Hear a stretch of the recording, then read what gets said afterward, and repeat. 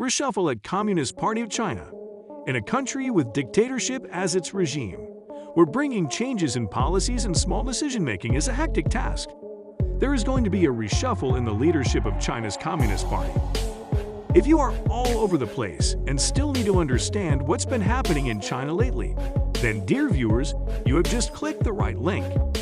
Today we will talk about China's Communist Party leadership reshuffle and what to look for exactly. Without any further ado, let's get started with the video. The once every 5 years Congress of China's ruling Communist Party will see a leadership overhaul, with Xi Jinping expected to continue serving as General Secretary, China's highest office, for a third term. Because of this deviation from tradition, it is considerably more difficult to forecast the composition of Xi's next Politburo Standing Committee, including who would succeed number 2 leader Xi Jinping as premier when he steps down in March. Because the party has always practiced collective leadership, which necessitates that all major decisions be put to an internal vote, the composition of the PSC, also known as the Politburo Standing Committee, which now has 7 members, but that number is subject to change, matters.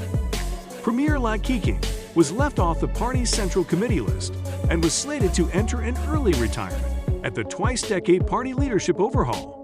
Premier Xi Jinping has urged for all conceivable means to boost the pandemic-hit economy. The current governor of the central bank, Zheng, is another noticeable absence. According to analysts at BofA Securities, the new leadership shows more concentration in top decision-making procedure research released on the 24th of October. Some investors may be concerned about the lack of checks and balances and the possibility that potential policy errors could lead to significant economic shocks. Next chief or premier. An incoming premier in the past was normally no older than 67, had been a deputy premier, and had served as the party leader of many provincial economies. Wang Hang and Hu Chunhua fit that description, but Li Kong and Deng Xiang, although having less impressive qualifications, are regarded as having Xi's unwavering trust. Many commentators believe that China's economic challenges could shift the scales in favor of a more skilled economic hand. What will happen if Wang Hang becomes the next chief of the party? The Chinese People's Political Consultative Conference is a body that provides political advice, and Wang, 67, is its chairman. The candidate with the most experience is currently ranked 4th on the PSC. One thing working against Wang, according to some experts, is his alleged ties to the Communist Youth League, a once powerful organization linked to Xi Jinping, but has lost influence under Xi. Others contend that Wang would have won Xi's trust if he had kept a low profile and worked devotedly next to him in the PSC for the previous 5 years. Considering that he would probably not outlive Xi in a position of power, Wang's age would prevent him from serving more than 1 term, which is in his favor, according to party observers. Now what happens if Hu Chunhua becomes the next chief? Hu, 59 years old, is one of 4 vice premiers and progressed through the Youth League divisions. Even though he is Wang's junior, he has considerable expertise in managing national-level concerns like agriculture and poverty reduction, as well as locales like Tibet, Inner Mongolia, and Guangdong Province. Hu is 10 years younger than 69-year-old Xi, which has a double effect because Xi would be reluctant to promote someone with a long political career because they might outlive him or overthrow him. On the other hand, in a Chinese system where seniority counts, Xi might prefer his youth and reverence. Hu might still land a coveted PSC position, even if he doesn't win the premiership. What happens if a non-loyalist or a less loyalist of Jinping, being a less experienced as well, becomes the new premier of the Congress? If Xi has sufficient influence, a dependable ally with less directly applicable experience might take the position of premier.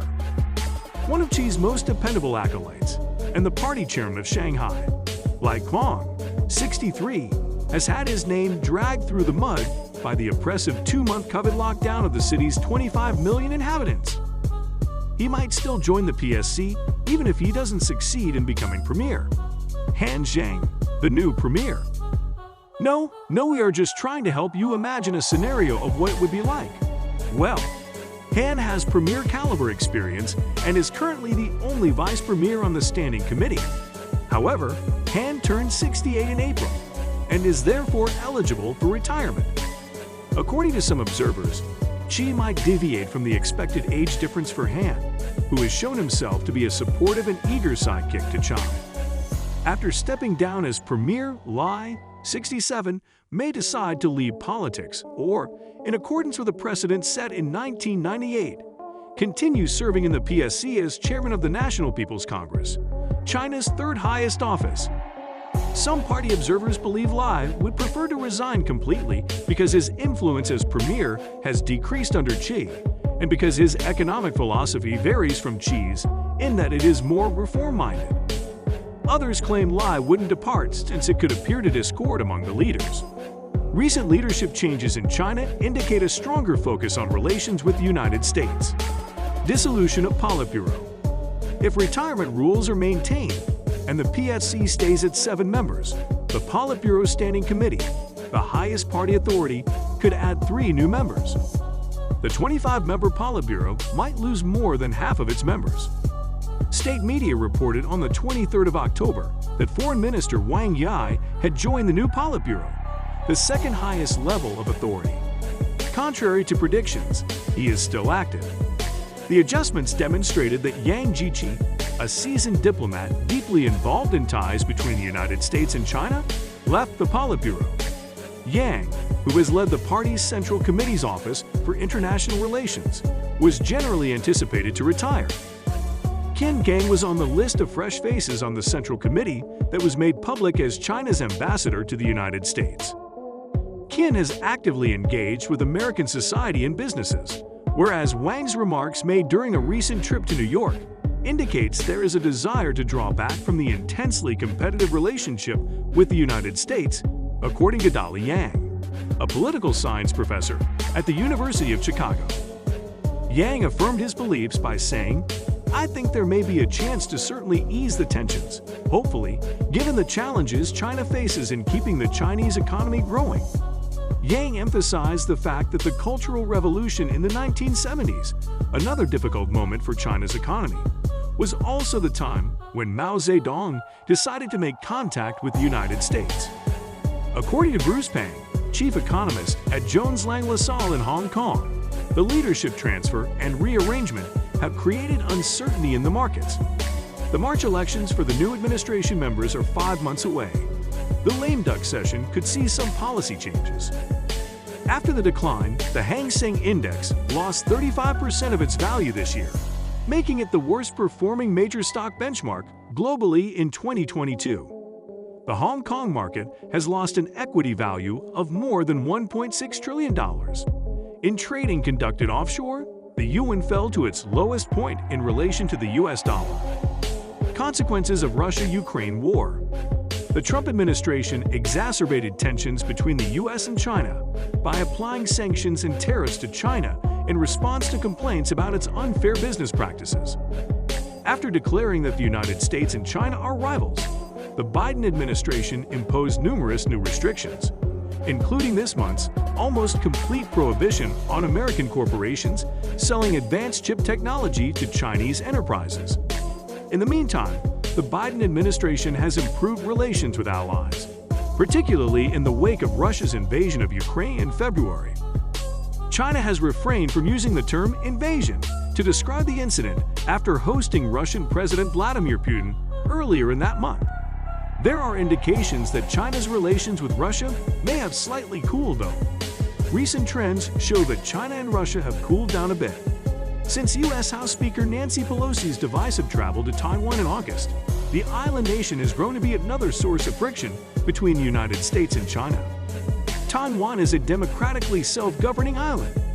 Taiwan is not allowed to engage in international relations, since Beijing considers it a part of its territory. The United States maintains unofficial ties with Taiwan, despite recognizing Beijing as the only legitimate government in China. Contrary to certain expectations, Yang Jiechi's probable replacement, Liu Ji, director of the State Council's Taiwan Affairs Office, was not promoted this month. Compared to his opening remarks at the Communist Party of China's 19th National Congress, which took place 5 years ago. The 20th National Congress's discussion of Taiwan received more attention from Xi. As Xi's second term comes to an end, the Chinese economy is weak, with policy mistakes destroying the promises of stability and the 5.5% growth target missing for the second time in 3 years. So do let us know which topic we should cover next. If you enjoyed the content, give us a like and please subscribe to know more. See you at the next one. Bye.